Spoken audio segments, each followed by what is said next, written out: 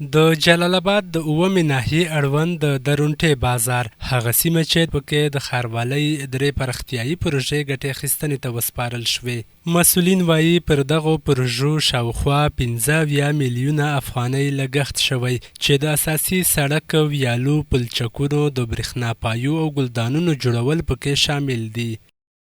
سړک د لښتي دی، ورسره په څنګ کې لایټینګ پروژه ده، ګلدان ده،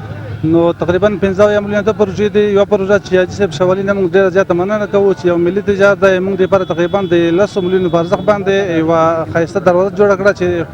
ټول ننګرهار ته یوه ښکلا ورکړله. انشاءالله آینده کال ته موږ بله پروژه داسې هم لرو چې د مخ ته کوم غر چې دا به هم کټ کېږي، هغه نه باندې یو پل جوړېږي، بلکې دغه 2 سړکونه به د تونل سره وصل کېږي.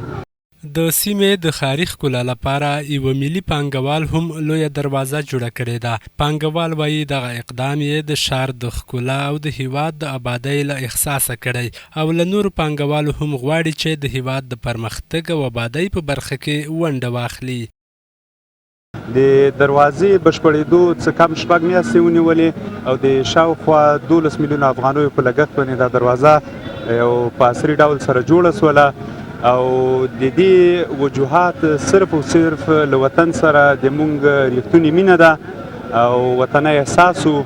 دې ښار ته مو ښکلا وربخله، خپل توان خپل وس سره مونږ دا کار وکړه او له نورو تجارانو نه، سرمایه ګزارانو نه، له نورو مخلصینو دوستانو نه مونږ دا توقع ده چې راسي د خپل وطن ته خدمت وکړي او خپل وطن ته ښکلا وروبخي. د درونټې بازار اوسیدونکي د ښاروالۍ له لوري د ترسره شوو کارونو هرکلی کوي. دوی وایي د دغو پروژو په بشپړېدو سره به د سیمې د اوسیدونکو ګڼې ستونزې حل شي او له ښاروالۍ غواړي چې په دې سیمه کې نورو برخو ته هم پاملرنه وکړي.